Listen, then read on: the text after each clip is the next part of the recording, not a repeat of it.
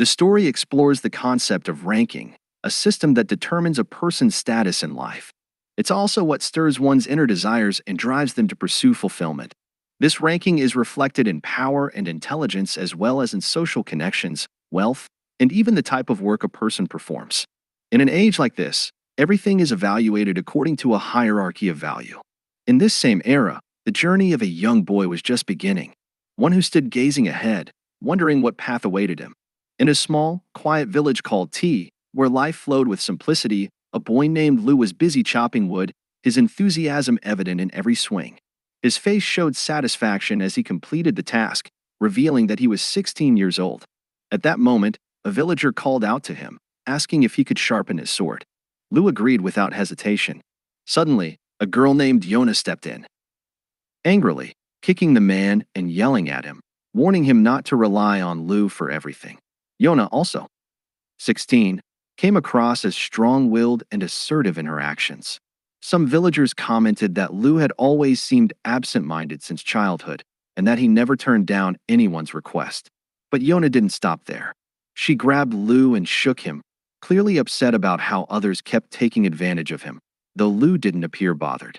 Then, in a calmer tone, she said she knew Lu was simply too kind, but that didn't make his behavior any less frustrating.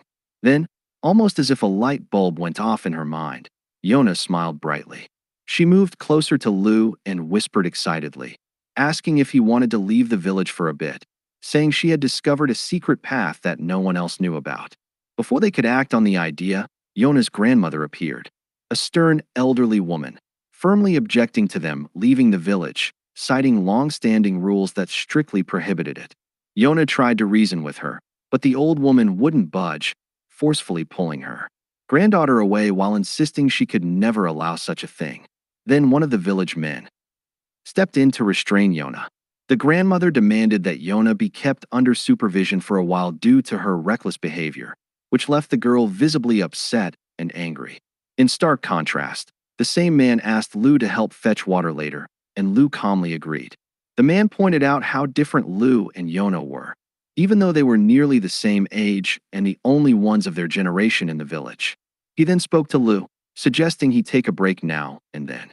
Surely, there were things he wanted to do for himself. But Lu gently declined, insisting on helping, which surprised the man. A memory surfaced in Lu's mind. How the villagers had embraced him after his parents died when he was young, becoming like a true family to him. He remembered how everyone treated him warmly, as if he were one of their own. Now more than ever, he understood that they had always gone out of their way to ensure he never felt alone. In return, he had made a quiet decision to repay that kindness with gratitude. Smiling to himself, Lu thought about how much he loved the village and everyone in it. The man, touched by Lu's words, invited him to move in and live with him starting that very day. But Lu politely declined, explaining that he still lived in the house his parents had left him. In the end, Lu reaffirmed to himself that the people in the village were what mattered most to him. Elsewhere, Yona sat confined inside a wooden cage in the village square, gazing longingly at the world beyond. She called out loudly for her grandmother, demanding to be let out. But the old woman simply looked at her with exasperation, lamenting her stubborn nature and wishing she were as calm as Lu. As Yona tried to make sense of why her grandmother was so adamant about keeping them from leaving the village, the older woman responded coldly, saying there was no need. Traders occasionally visited, so there was no reason to take risks. But Yona pushed back, explaining that it wasn't about needs.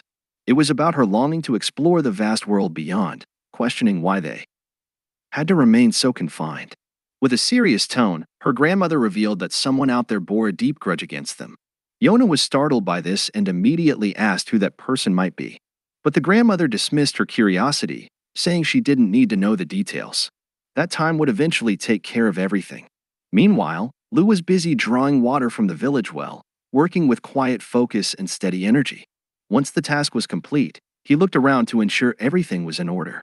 Then something unusual caught his eye, and as he turned, he discovered Yona hiding behind him.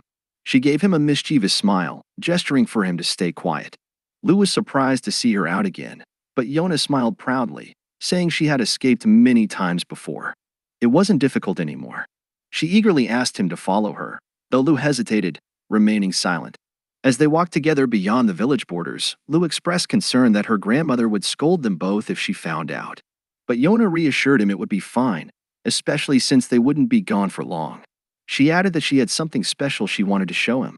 They made their way through a lush green forest. Yona moved ahead with excitement while Lu followed with cautious curiosity. When they reached the end of the forest, Yona's excitement grew as she told Lu they were very close to the place she had mentioned. At last, the two emerged into an open space where a vast, breathtaking valley stretched out to the horizon.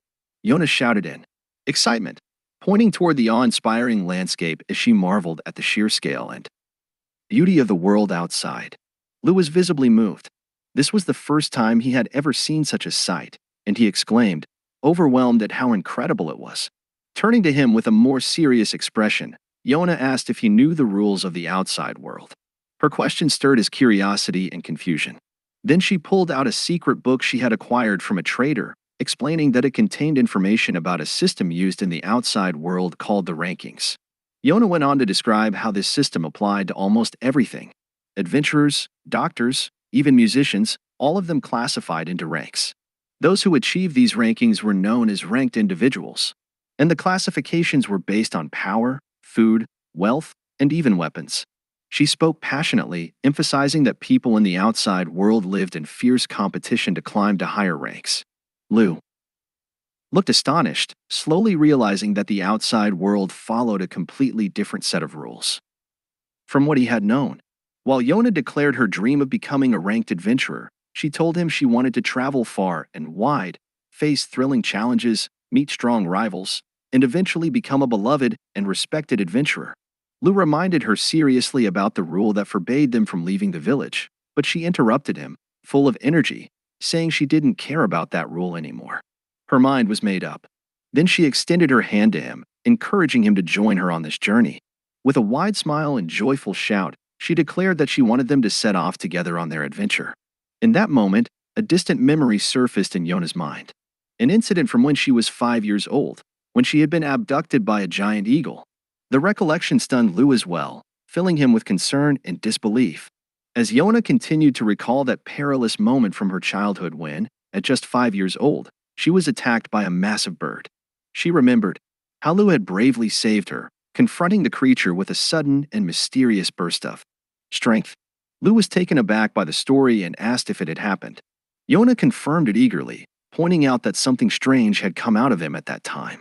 She went on to say that from that moment, she had realized that although Lu usually appeared calm, he became stronger than anyone when he was truly serious. With a smile, she told him he would shine even more if he stepped into the outside world, and she excitedly invited him to join her on adventures across the globe. Lu fell silent for a moment, then Yona gently. However, he told her that despite everything, he loved his village and couldn't bring himself to leave it. Yona was furious at his decision. She began hitting him in frustration, shouting her objections to what she saw as his stubbornness. Declaring that she would go alone, she turned away, yelling in anger and disappointment, saying she would no longer care and would continue on her path without looking back. Lu, still seated, called after her to be careful on the way back. As he sat there reflecting, a new thought crept into his mind, something he hadn't considered before. Yona might leave the village for good. Alone, he gazed out over the vast horizon, her words about the ranking system and the outside world echoing in his mind. Time passed as he sat lost in thought, and the setting sun began to paint the sky with warm hues. Eventually, as evening approached, he decided to return to the village. On his way back, something strange in the sky caught his attention.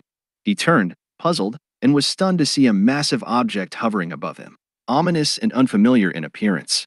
From this object, a beam of intense light and energy burst forth, so powerful that it knocked Lu off balance. He tried to make sense of what was happening, but the mysterious object suddenly vanished at a startling speed. Overcome with fear and anxiety about what he had seen, he immediately ran back, desperate to check on Yona, her grandmother, and the other villagers. As he ran, he tried to convince himself that everything would be all right, that the village and its people were safe. But when he arrived at the place where the village should have been, terror gripped him. It was gone. In its place lay only a massive crater. He stood frozen, stunned, staring in horror at the empty void where the village had once stood. Words escaped him, and he began muttering in fear and disbelief, trying to comprehend what had happened. Then, Panic taking hold, he ran, crying out the names of Yona, her grandmother, and anyone else who might still be alive. But no voice answered his cries. In his moment of collapse and despair, an image of Yona appeared in his mind. Her younger self, smiling as she once told him, "It's okay, Lou. I'll always be by your side. You're never alone." Lou was drowning in painful memories, recalling the words of the villagers who once told him he was not alone, that from that day on, they had become his family. He screamed in agony and heartbreak, kneeling before the devastation that had befallen his village. With an expression of shock and disbelief, he bitterly wondered why something like this had happened to his village and his people. Lou wept as he blamed himself with deep regret for doing nothing but watch and for being too late to act once again. Then, struggling to his feet, he stared at the horrifying scene until another person appeared in the very place where nothing remained but barren land. Suddenly, this stranger approached him, stood beside him, and looked at him in silence. He asked in a calm tone if Lou was one of the survivors from the village of Toy. Lou replied in a low, sorrowful voice, "Yes." The man expressed his sympathy for Lou and the pain he was enduring, then informed him that the island which had appeared had now vanished, leaving Lou surprised and questioning. Lou wondered about the true nature of the mysterious thing that had appeared and disappeared moments earlier, and he burst out in anger and tears, asking about the fate of his villagers and what had happened to them. The man responded in a serious, firm tone, telling him that he had to let go of the idea of the village entirely, then handed him a small piece of paper with a place written on it, a place he should go if he wanted to live safely. Lou became furious, grabbing the man violently and demanding a clear answer. But the man shouted back sharply that the village had disappeared completely and that this world was not a place for a boy like him to interfere in its affairs. Then, with gravity, he told Lou that he had to forget everything that had happened, for this was the only option left to him. He also thought to himself that he shouldn't look into the matter any further for fear that he might become the next victim. But Lou deep inside refused to give in to the idea of surrender and the echo of Yona's words that she once said to him, "Lou, you're stronger than anyone when you get serious." 23 returned to his mind. In that moment, he felt a strange power begin to surge within him, and with anger and determination, he decided that he would never forget what happened, vowing to go to that island and bring back all the villagers, no matter what it took. Lou's thoughts wandered back to his childhood memories when he lost his parents in a landslide that happened when he was very young. He bitterly remembered the moments he lived through after that tragedy when he found himself alone. But the village and its people were the ones who took him in and cared for him as if he were a member of their own family. And he never felt alone thanks to them. Lou began to recall his memories of Yona, remembering how she was always by his side, carrying bouquets and smiling at him with innocent brightness. Memories of the villagers he had lived with flooded his mind, how they were a group of kind-hearted people who could never stand by without helping someone in pain or need. In a decisive moment of resolve, Lou was certain that he couldn't forget these people, and the mysterious energy known as prana began to surge from him with great force. Determination was clear on Lou's face as he declared inwardly that he would go to that island no matter the cost, and that he would bring back everyone he had lost from his village. The mysterious man whom Lou had met was stunned by the sheer amount of energy radiating from Lou, and he wondered in shock about the enormous amount of prana he was witnessing. Strange visions appeared before the man as he noticed that the space around Lou was starting to warp and change due to the power surrounding him. At that moment, Lou remembered the definition of prana he had once read in a book. It is the mental energy possessed by all living creatures. He also recalled that, according to what he had read, everyone possesses this energy, but only a few people can use it consciously. Among those who are especially gifted, they can wield this energy intentionally and powerfully. Normally, prana is invisible and colorless, but those with strong prana can make it visible and extremely clear. Lou also remembered that some races possess their own unique and different kind of prana. He recalled the image of his fellow villagers and wondered within himself if the village possessed a special type of prana which might have made it a target for destruction. The stranger silently noticed with concern that Lou was one of the survivors from a place called Babel and had intended to protect him, but now saw that Lou possessed the ability to free himself soon without his help. Still, the man spoke to himself regretfully, saying that Lu had no idea how dangerous his situation truly was, nor the reasons driving the man to protect him. At that moment, the man drove his sword forcefully into the ground before him, silently, declaring his firm decision and readiness for confrontation. He turned to Lu and told him that if he truly wanted to go to that island, he had to take up the sword and prove his strength. The man added seriously that if he could see enough potential in Lu, he would personally take on his training. He drew his sword, glowing red, and challenged Lu to attack him seriously, as if he intended to kill him. A fierce confrontation began between the two, with Lu standing ready in his mighty green energy, facing the man who was surrounded by a red prana aura. Lu charged toward the man in a powerful attack, fueled by his unique prana and determined to fight. During the fight, the man noticed that Lu's sword skills were weak, but the strength and pressure behind his attacks were astonishing. Despite Lu's lack of skill with the sword, the pressure he put on the man was overwhelming and unexpected. At the moment their swords collided, the two exchanged sharp glances that reflected the seriousness and strength of each in this confrontation. A great wave of prana surged from around Lu, astonishing the man and increasing his wonder and amazement. At that moment, the man realized that Lu was truly exceptional and inwardly remarked in awe that this boy was the real one. LSE surged forward with even greater force, his face showing intense determination and anger, continuing to press with all his might. After the confrontation ended, the man sat calmly with Lu and told him that the island, because of which the village had disappeared, was called Sky Island.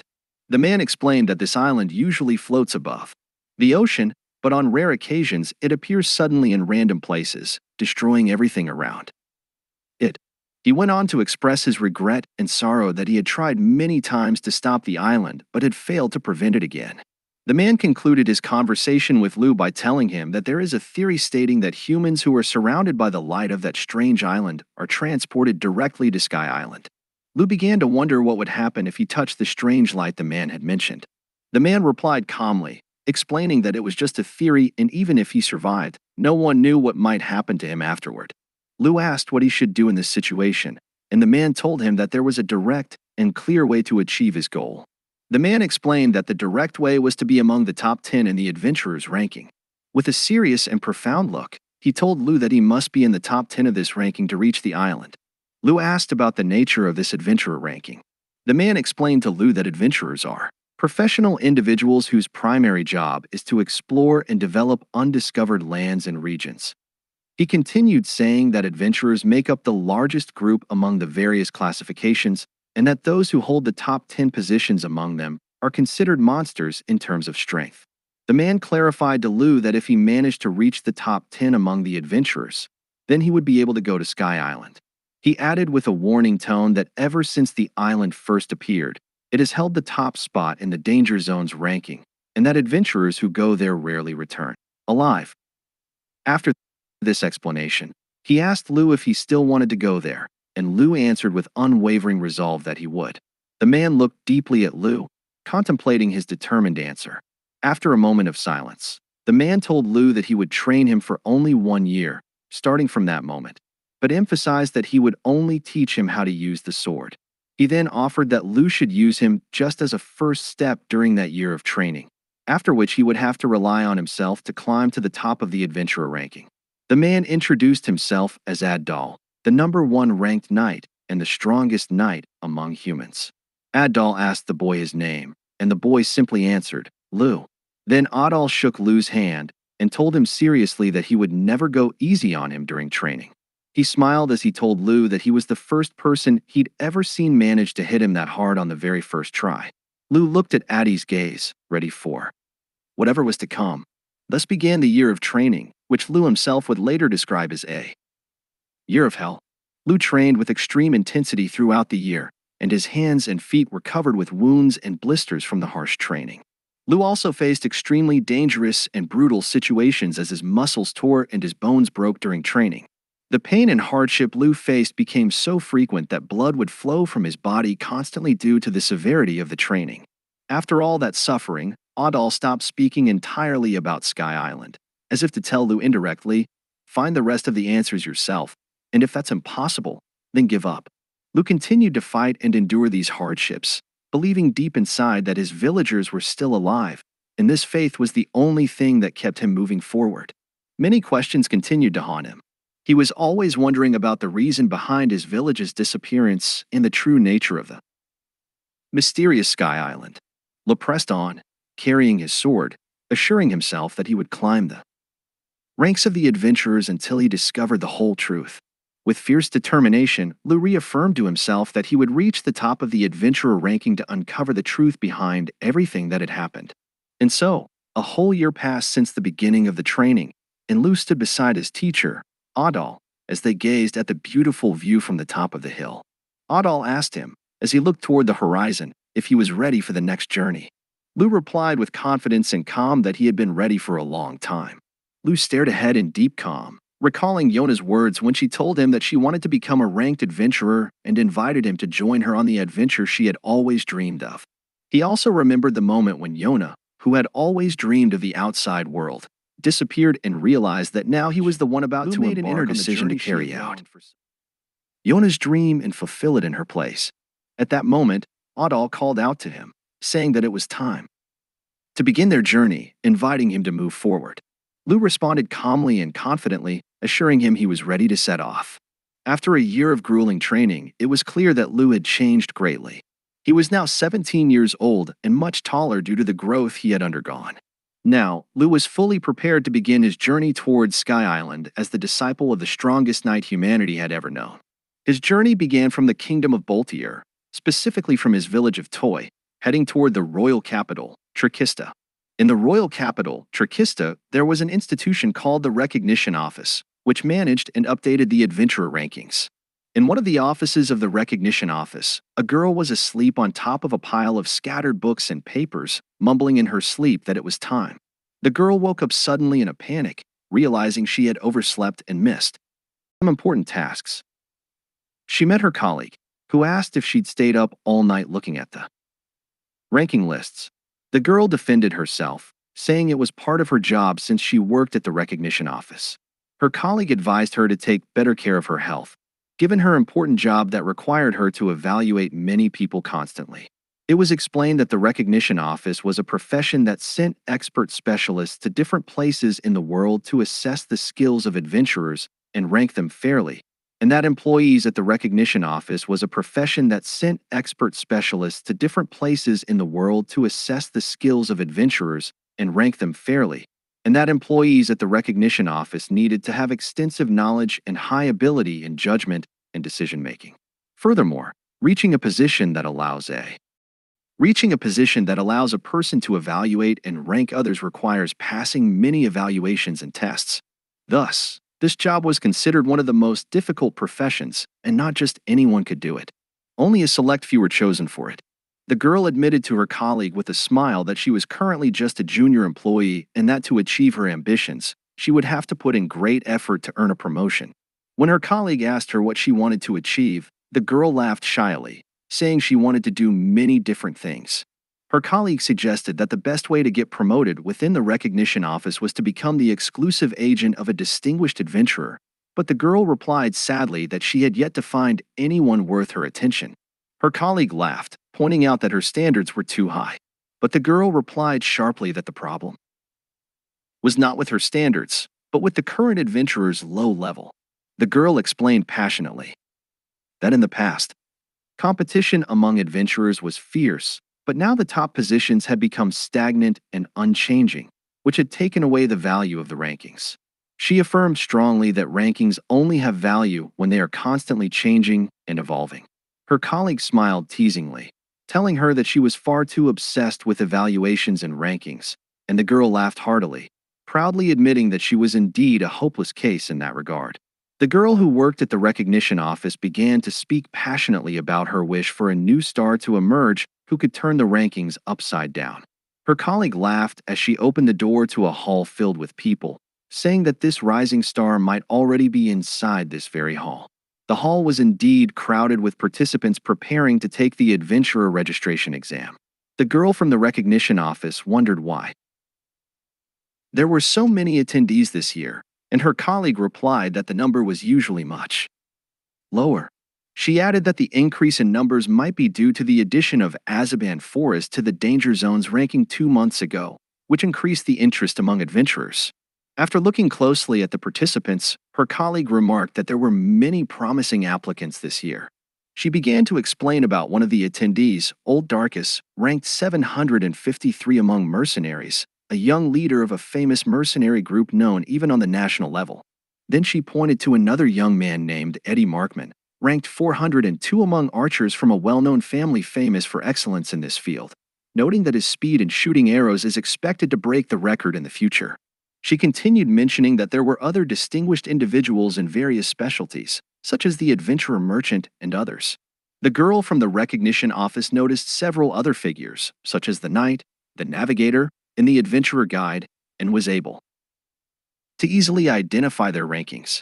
Her colleague praised her for being able to recognize the rankings without even looking at the records, to which the girl replied proudly that she could do it easily because she worked at the recognition office. The girl from the recognition office explained enthusiastically why so many people wanted to earn the adventurer title. It was extremely useful and necessary for entering certain special and dangerous areas. During their conversation, another colleague interrupted, asking her to wait a bit because the registration procedures were starting. Lou entered the place to register and was warmly welcomed by the receptionist, who told him he had been directed here to register for the rankings. The receptionist explained the registration system, saying that it is managed by the recognition office and rankings can be updated anywhere with an office representative present, while first-time registration must be done at the office itself. Lou told the receptionist he wanted to register as an adventurer.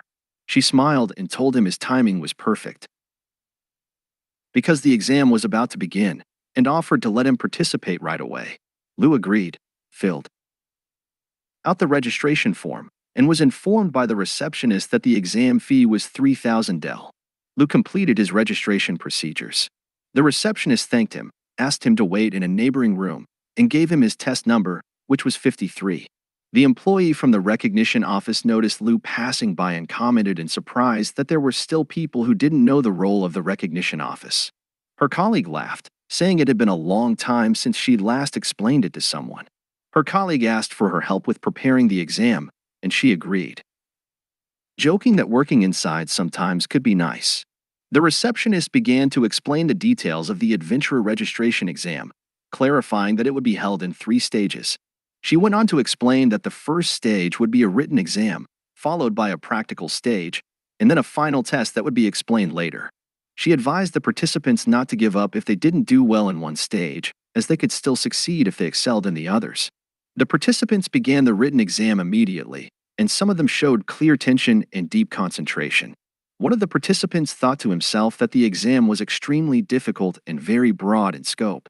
After a little while, the receptionist announced the end of the written exam. She then explained to everyone that the practical exam would take place in the forest outside the village in 2 hours and asked them to remain in place until the results appeared. In the neighboring room, the receptionist asked her colleague to help correct the exams, and the latter responded enthusiastically, confirming she was ready. Inside the office, the 2 employees were busy grading the registration exam papers. While checking the papers, the girl noticed the sheet belonging to candidate number 53, Lou, and immediately remembered him as the one with the sad look she had met earlier. But her expression quickly changed from curiosity to utter shock when she discovered that all of Lou's answers on the exam were completely wrong. With frustration, the young employee sighed and said that they should consider the feelings of people who suddenly find themselves in such a difficult test. After 2 hours, the contestants gathered in the forest area for the practical exam, where the employee explained that their task was to find specific treasures. She explained the rules in detail, pointing to a large board displaying the point values for each required item, and strictly forbade any fighting between participants, making it clear that whoever touched an item first would claim it. The contestants began boasting about their abilities and skills. Some claimed expertise in medicinal herbs, while others said they were great at collecting insects. The employees started the practical exam, and the participants dashed into the forest. The employee breathed a sigh of relief once everyone had left, saying she could finally relax for a while. She asked her colleague how many she expected to pass this time, and her colleague replied that about half of them might succeed. As the participants moved skillfully and lightly through the forest, the employee asked her colleague if there were any notable individuals this time, but she replied sadly that she hadn't noticed anyone special yet. At that moment, all Darcys appeared, being the first to reach the meeting point, and asked if he was the first to finish the task. All presented a piece of precious regal ore, which earned him 120 points in the exam. The employee asked him if he was sure. He wanted to finish the exam now, and he replied indifferently that he would pass anyway. She tried to explain that collecting more points could give him a better ranking upon registration, but he didn't seem interested, saying his main job was as a mercenary, and he didn't care much for the adventurer ranking. Meanwhile, Eddie Markman arrived quickly, carrying a rare bird feather worth 180 points. Surprised that someone had arrived before him, all Darcys mocked Eddie for bragging about a bird feather. But Eddie replied confidently, explaining that the feather belonged to a bird capable of flying silently at 500 km/h. The two exchanged sharp challenges. While the employee laughed and commented that the ranking system gave people a lot of pride, and her colleague confirmed that this was part of the participants' strength. Suddenly, everyone was drawn to the sound of footsteps approaching. The crowd was astonished when they saw Lu emerging from the forest, dragging behind him the body of a massive bear. Lu approached them and said coolly that he didn't know how to extract the red bear's gallbladder, so he brought the whole corpse and wondered if he could submit it that way. The employee stammered a bit and told him that it was acceptable, despite how strange it was. Lu was awarded 300 points, and everyone was amazed at his ability to kill a red bear by himself. The girl asked in surprise how he was able to identify such a rare animal despite failing the written exam so badly, and he simply replied that those bears frequently appeared near his village. The girl was puzzled by Lu's attitude, and another participant wondered aloud to his friend if he had witnessed the fight and how Lu had managed to bring the bear in that way. He was extremely nervous and said he saw what happened right before his eyes, but he quickly backtracked and insisted he couldn't say he'd seen it clearly, as it all happened far too quickly. He recalled the moment when Lu drew his sword at incredible speed to face the giant red bear that suddenly attacked him.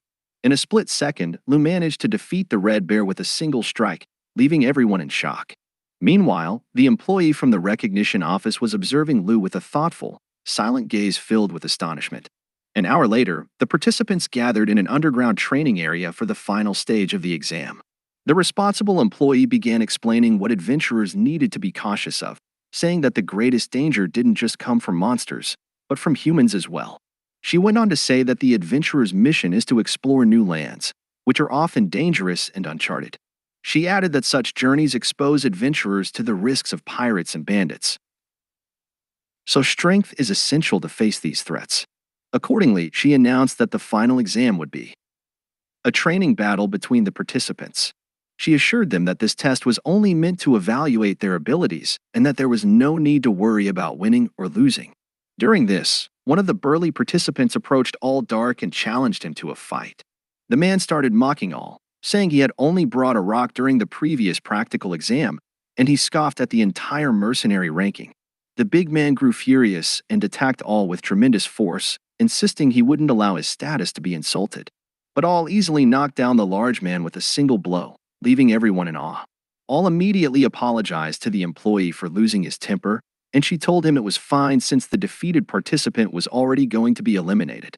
The other participants commented in astonishment about strength, saying that anyone who tried to challenge someone ranked third was surely a fool. The employee began to wonder who would be her opponent, nervously asking herself.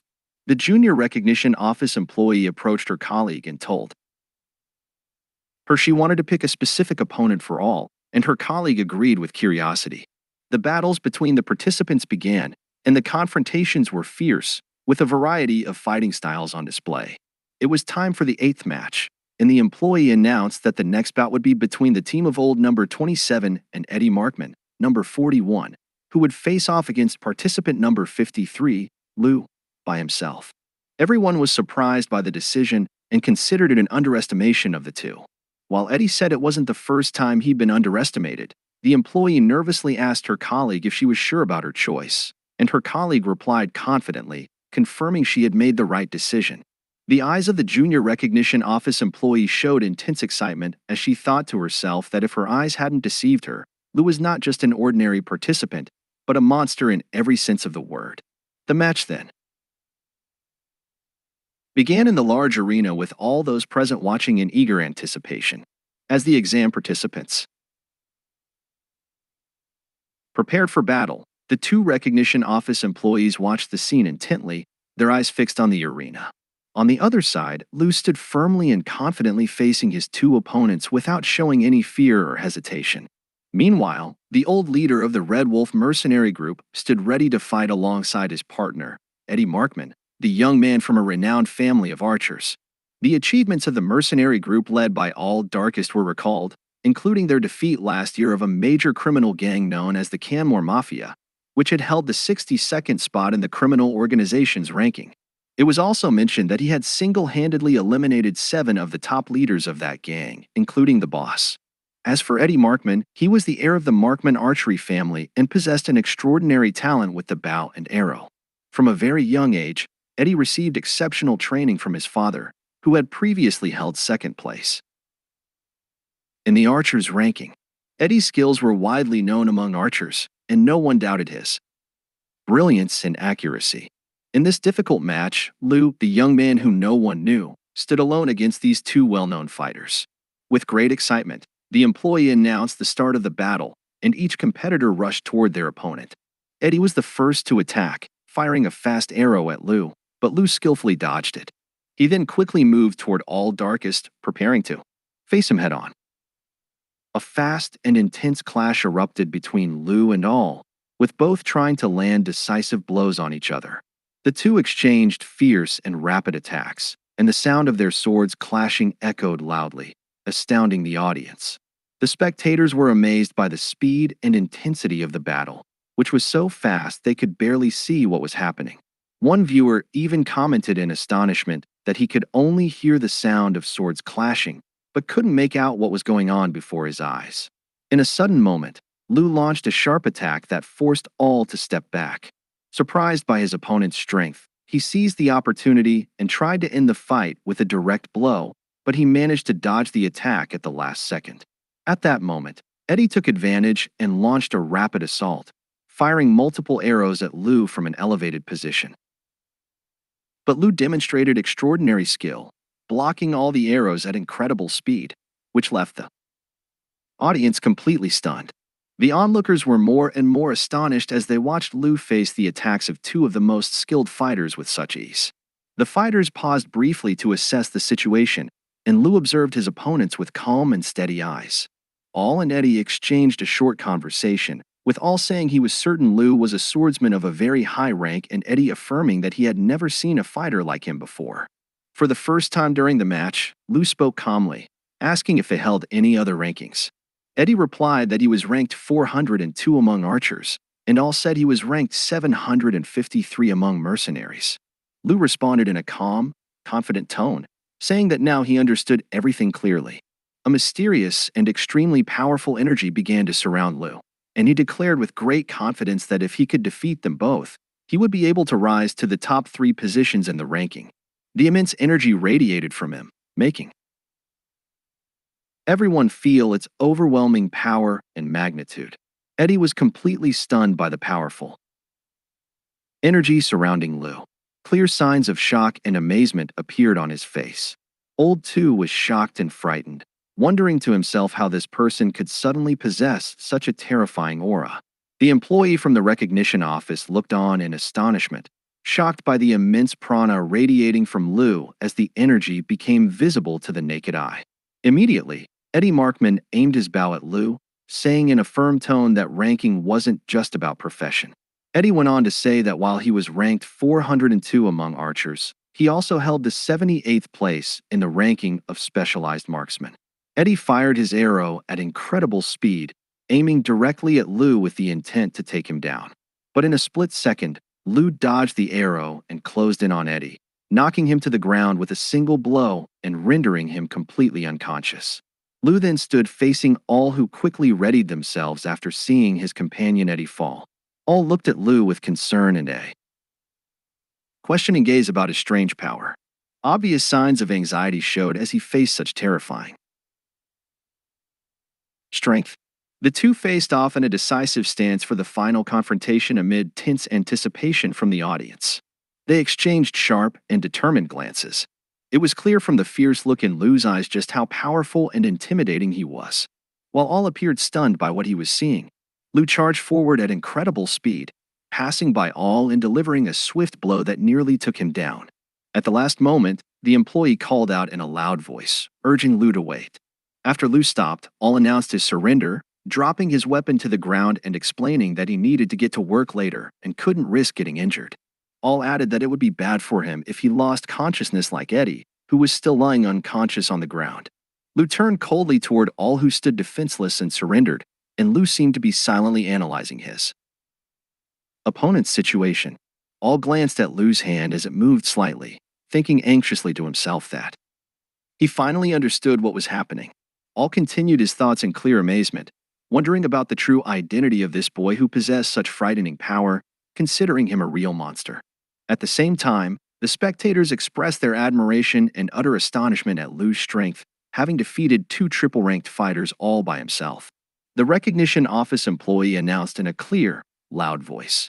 The end of the match and the winner, contestant number 53, Lu. Suddenly, the junior employee from the recognition office rushed off, ignoring her colleague's call, who was left wondering where she was hurrying off to.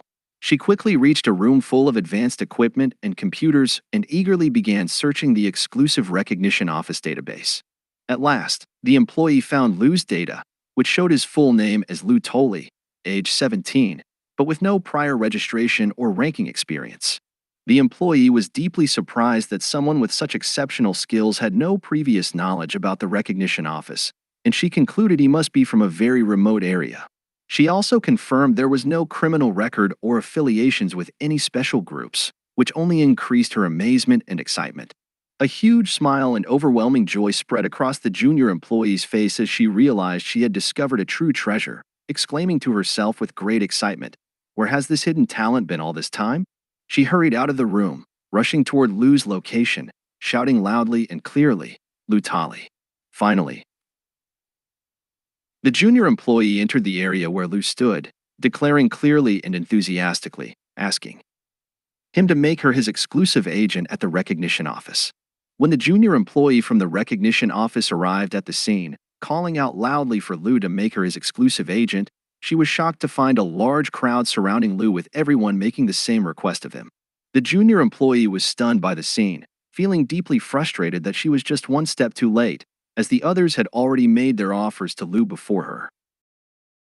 She grew angry at the others' haste in presenting their offers, believing they should have properly checked Lu's identity before making any such proposals. On the other side, Lu looked a little confused and innocently asked what it meant to have an exclusive agent. Immediately, the junior employee jumped in with great enthusiasm, assuring Lu that she would explain everything to him in detail. She began a thorough explanation, saying that an exclusive agent is a person appointed specifically to oversee and regularly update the ranking of the person they represent. The employee clarified that the usual way to update a ranking was to wait for someone from the recognition office to formally assess a person's skills, but with an exclusive agent, the adventurer could update their ranking instantly, anytime and anywhere, without waiting. She continued her explanation passionately, pointing out that this was especially valuable for adventurers who traveled frequently around the world. The junior employee then reached into her pocket and pulled out a special device called a rank tell, explaining that it was a unique and exclusive tool for agents that allowed them to update rankings at any time.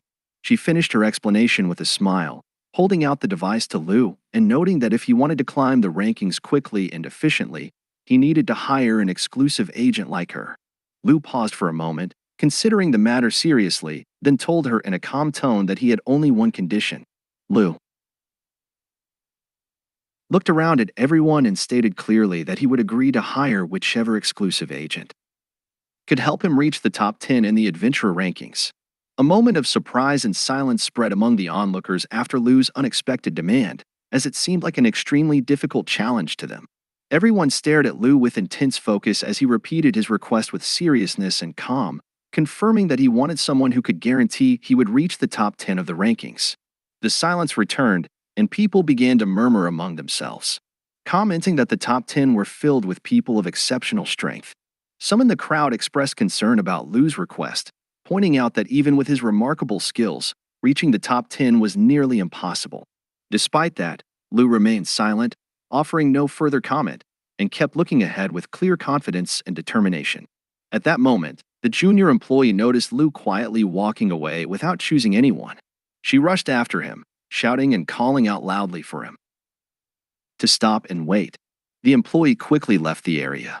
She hurried to catch up with Lu, who was walking away toward the exit of the building.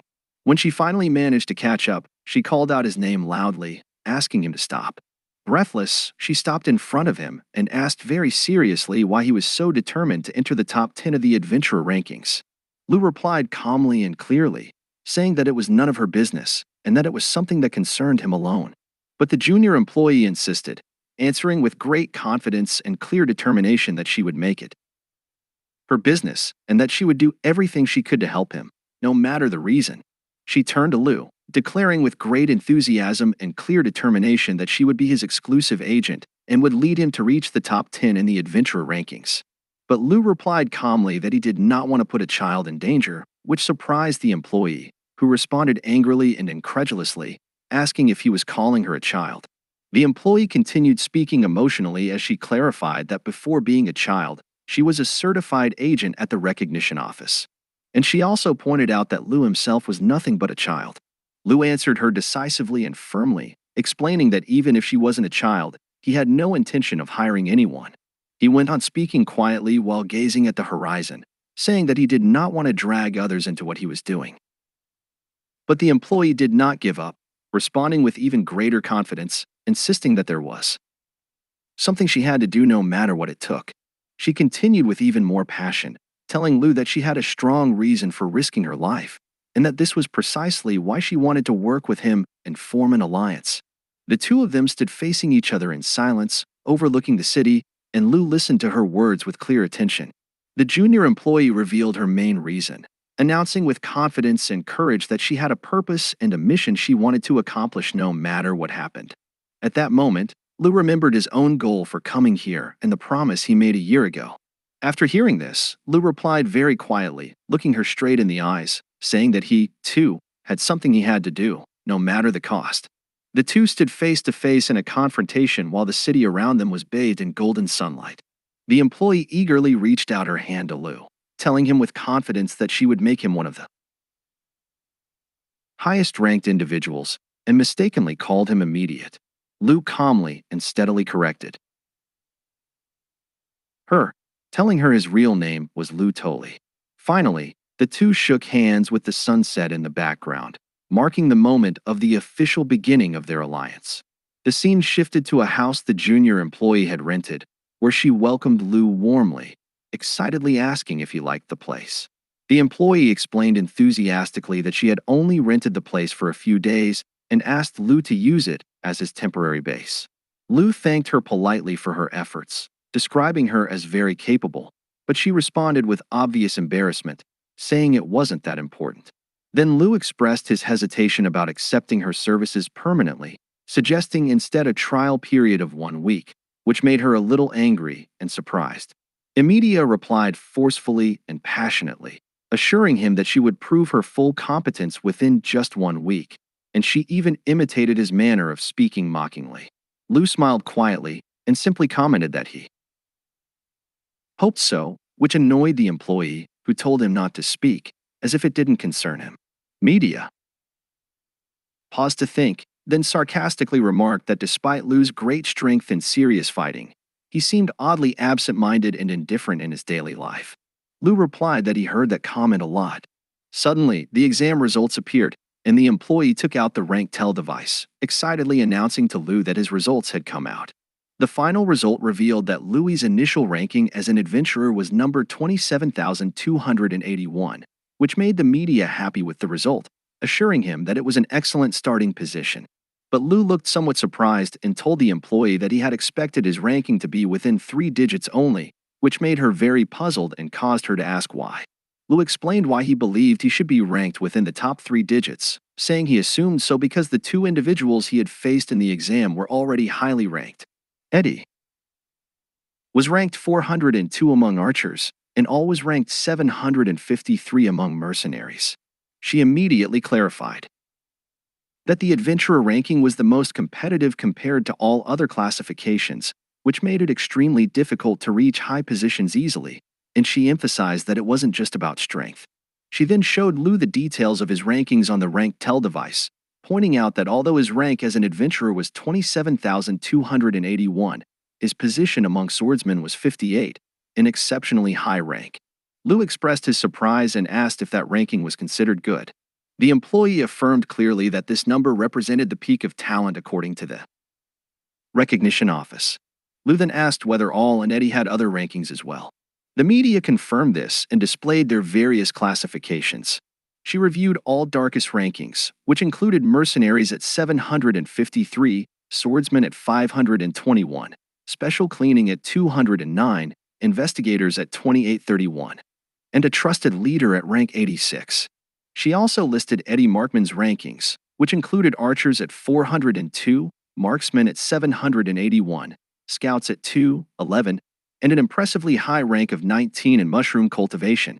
The media explained that having multiple rankings was possible, but added that it increased the workload and responsibilities, and she wondered if Lu intended to register for more rankings as well. But Lu replied immediately and firmly that he wasn't looking for more work.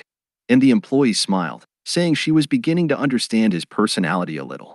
The employee continued summarizing his main goal, stating clearly that he wanted to reach the top 10 of the adventurer rankings in the fastest and shortest way possible.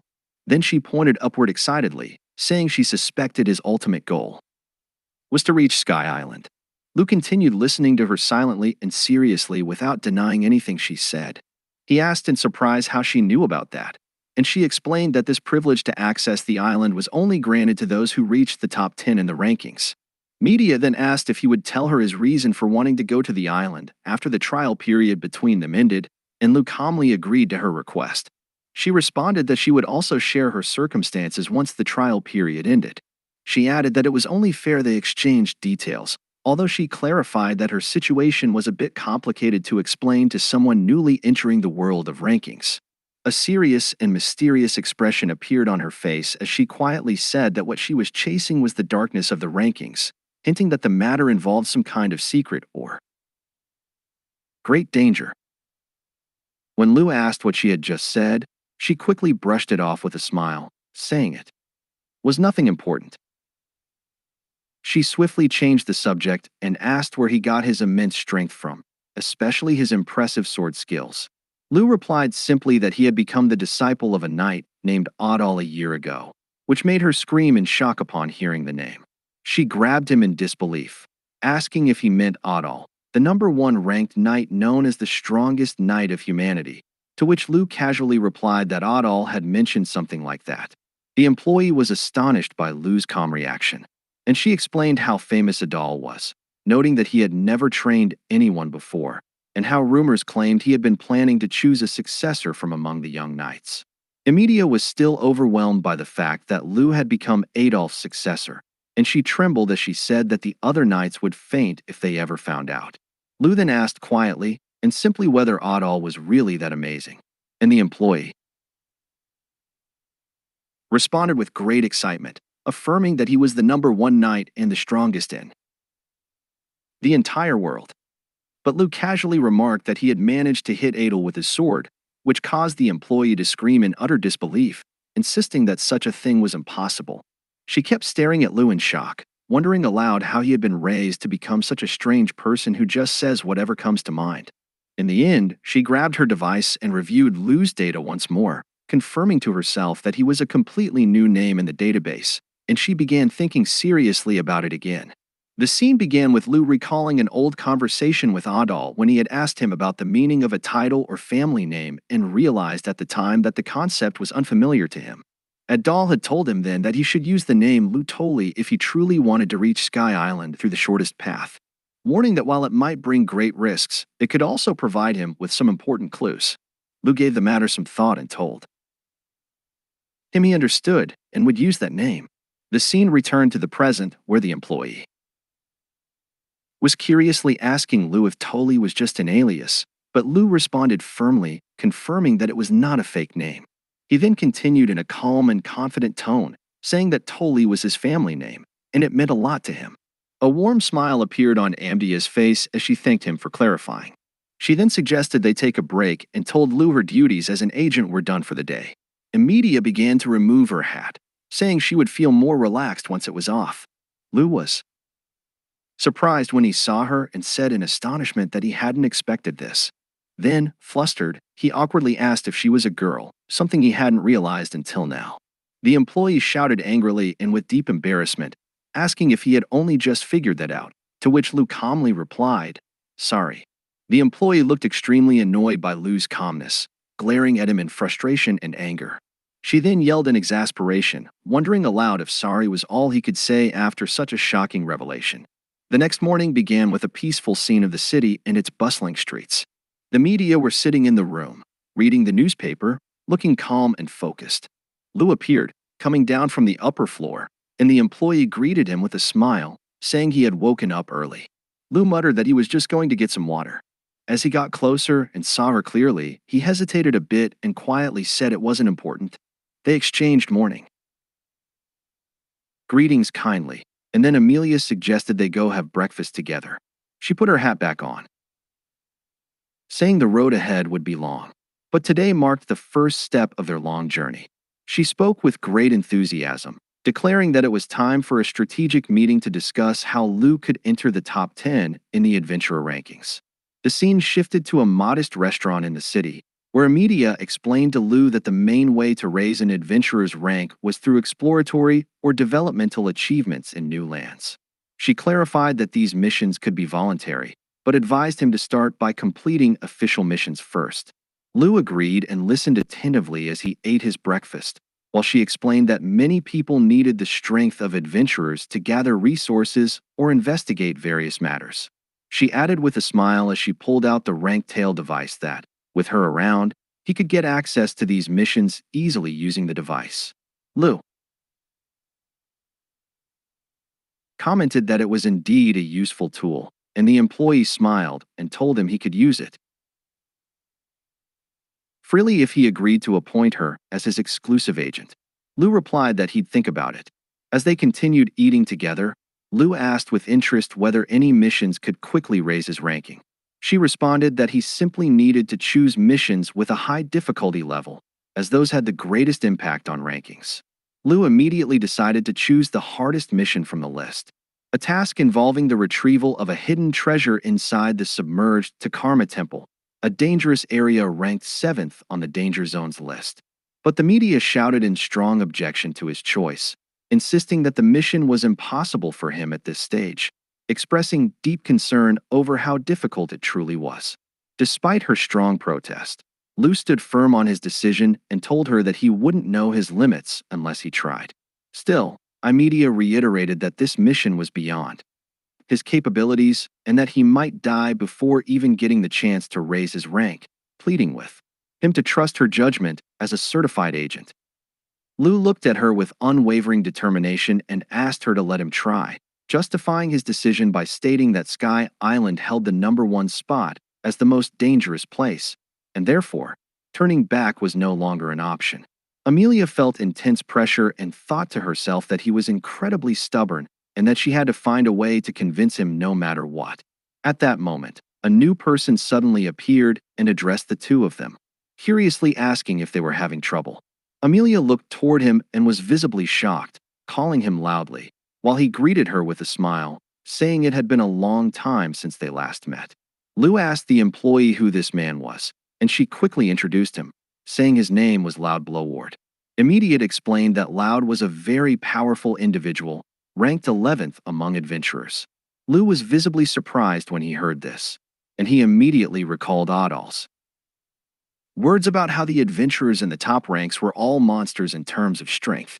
Lou felt that the person standing before him, Loud, was indeed one of those monsters Adol had spoken about. He started thinking to himself that if Loud was ranked 11th, then he was just one step away from qualifying to go to the Island of the Gods.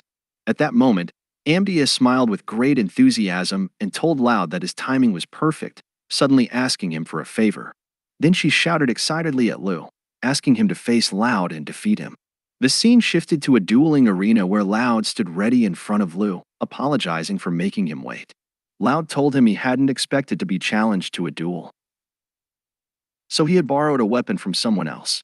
Noting that the weapon felt light and would work well for the fight, Lu introduced himself seriously and very formally, stating that his name was Lu Tully.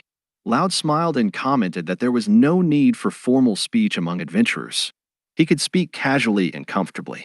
He added that he knew the employee well, as she had updated his ranking in the past, and he praised her exceptional skills and competence as an agent.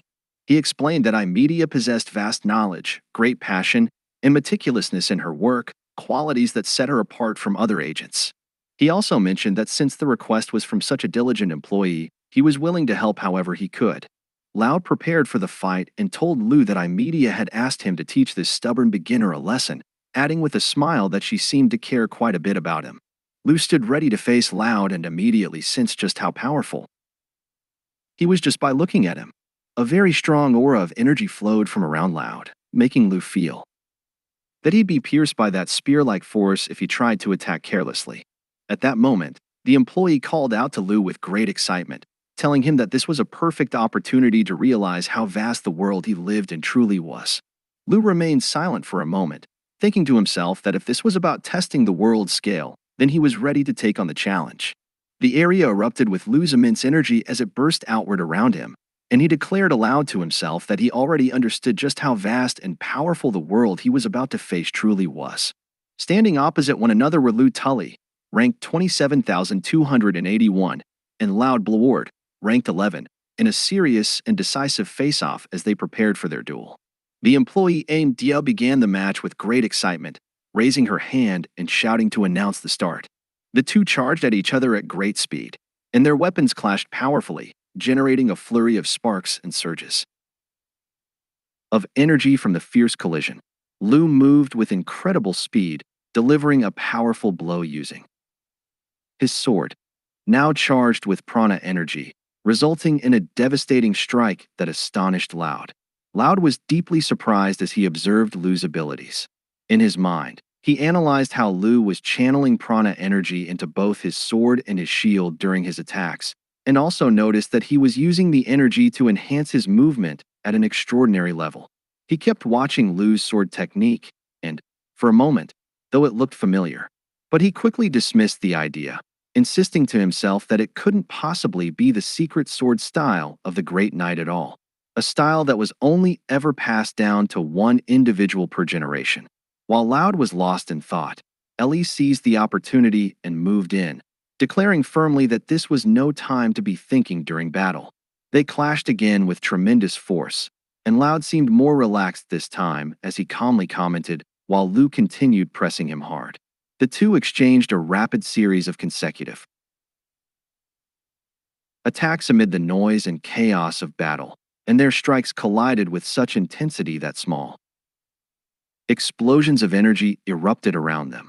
Loud backed off slightly, staring at Lu's overwhelming energy, noting to himself that the amount of prana Lu possessed surpassed even his own, and that there was also a strange shimmer surrounding him. Loud directly asked Lu what his race was due to the strange energy he carried, and Lu looked visibly confused as he asked in surprise what he meant by the word race. Loud replied seriously that pretending not to know wouldn't help him, and added that this kind of energy couldn't be acquired later in life. It was something a person had to be born with. When he realized Lu wasn't willing to talk, Loud indifferently announced that he would force him to reveal his abilities through combat and began preparing a powerful attack using his spear. He then asked Lu if he could use incantations, which confused Lu and made him wonder silently what that term even meant. Loud began chanting his own special incantation, and enormous energy began to rise around him as he recited a ritual phrase.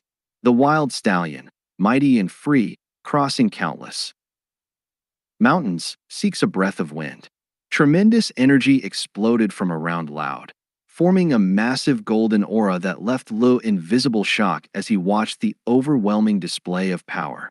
Loud continued his powerful chant, reciting more of the ritual words, which caused a large number of glowing spears to appear around him. Readying for a massive attack, he looked at Lu and confidently told him that he'd better use his own incantation, too, or he would undoubtedly die facing such immense power. Loud continued speaking with great seriousness, telling Lu that he would die if he didn't use his incantation now. The two stood in the battlefield, surrounded by an intense energy that filled the area with tension and heavy anticipation. Loud looked toward Lu with intense focus, waiting for his opponent's reaction.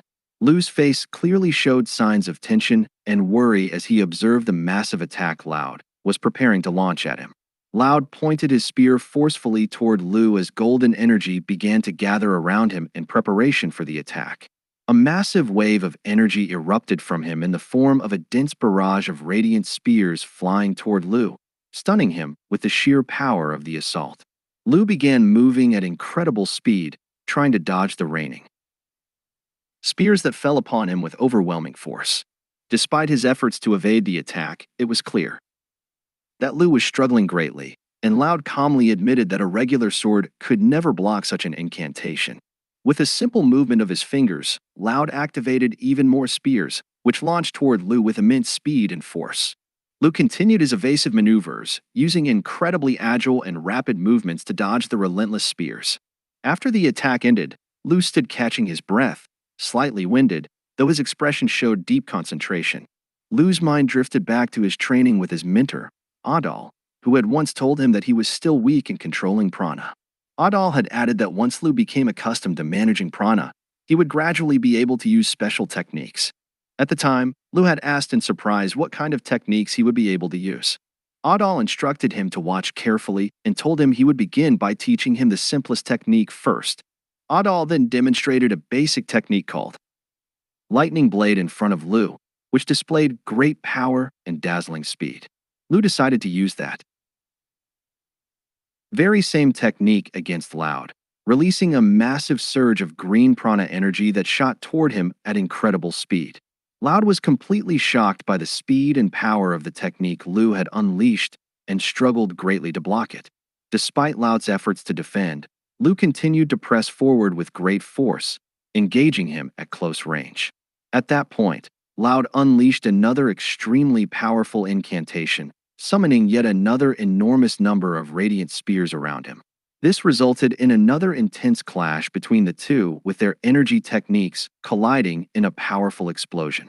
Loud was astonished by the lightning-fast strike Lu had executed, which was nearly invisible to the naked eye. Even though the attack had been extremely fast, Loud quickly recovered and sensed the seriousness of the situation. He launched a very swift counterattack, using his spear in a skillful move aimed at Lu, who was taken back by Loud's incredible reaction speed and strength. As Loud's powerful and rapid assault continued, it culminated in a fierce collision that sent Lu crashing to the ground. Despite Lu's fall, Loud commented with admiration on the young fighter's performance, affirming that his strength was worthy of recognition. However, Loud added firmly while moving his fingers that despite Lu's efforts, the wall before him was still far too high. He then began his next attack, surrounding the entire area with golden energy spears, completely trapping Lu from all directions. Lu stood frozen in shock, unable to move, his face filled with astonishment and anticipation. At that moment, Loud addressed Lu with a sharp gaze, telling him never to underestimate the adventurer rankings. Without hesitation, Loud launched the golden spears toward Lu, who was unable to do anything to counter the devastating attack. A faint look of irritation appeared on Lu's face, as if he wasn't fully satisfied about being forced into such a situation. The attack triggered a massive explosion that caused the arena floor to collapse, sending debris and dust flying everywhere. After the assault ended, Lu was seen lying unconscious in the middle of a large crater, clearly overwhelmed by the force of the attack. Loud looked down at his opponent, who still lay motionless on the ground. The screen in the battle arena clearly announced the winner. Loud Blow Word ranked 11th among adventurers. After the match ended, Amdia smiled and asked Loud if he was satisfied. Loud gave a faint smile and replied that he was, and she thanked him for his help. She continued saying that now Lu better understood the reality of the situation, but Loud replied calmly that she was quite good at twisting words. Loud then looked at her thoughtfully and asked if she truly believed that Lu could have beaten him in the end. Media answered quietly that she had simply thought it was possible. Loud deduced that her belief came from the fact that Lu was a student of the great Knight Adal. She replied that she hadn't expected him to notice. Loud confirmed that he figured out Lu's identity the moment he saw his lightning-fast sword movement, a technique belonging to the secret sword style known as the Saint's Blade style. He began to speak aloud, questioning the situation, noting that the Saint's Blade style was considered the strongest of all and was usually passed down from generation to generation among knights only. Loud added with concern that for Lu to possess this technique while ranked as an adventurer rather than a knight could be seen as an insult to the knight class, as if something sacred had been stolen from their profession. The media suddenly shouted with great concern that she had to prevent Lu from meeting any knight rankers from now on, and Loud agreed, saying the matter could be dangerous for Lu's life. Loud suggested that the situation might be easier if Lu chose to register as a knight ranker instead, which might help avoid many problems. Emilia looked deeply concerned, clearly thinking it over without making any direct comment. She remembered how Lu had once told her calmly that there was something he had to do, no matter the cost, even if it seemed impossible. She continued explaining that the true reason she believed in Lu's strength beyond just being a doll student was because Lu had told her he managed to land a successful hit on Adel himself. Loud was greatly surprised and responded with clear disbelief, saying it was impossible, especially considering Lu's current level of skill. Emilia agreed and said she thought the same at first, but added that Lu didn't seem like the type who would lie about such a thing. Loud appeared thoughtful and said to himself that while the Saint's Blade style had been a surprise, what caught his attention even more was the special shimmer of energy that Lu used, making him suspect there was a deeper secret behind it. Suddenly, Amelia turned to speak to Loud with interest, and Loud straightforwardly told her that Lu also possessed incantation techniques. He calmly admitted that if Lu had actually used those incantations during the fight, Loud might have lost the match, showing his deep respect for the young fighter's strength.